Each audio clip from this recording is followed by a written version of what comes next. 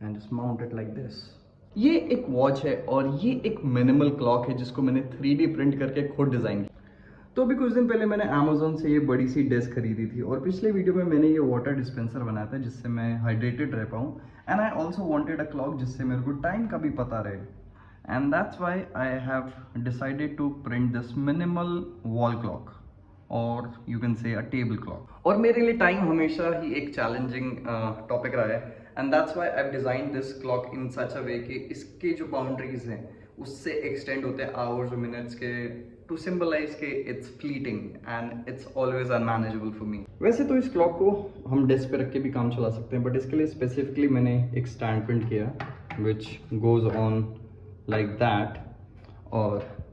इसके ऊपर हम वॉच को ऐसे माउंट कर सकते हैं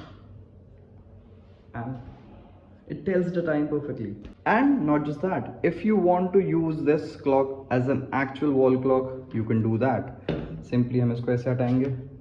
इसको हटाएंगे, इसके पीछे there is another magnet. I printed a wall hook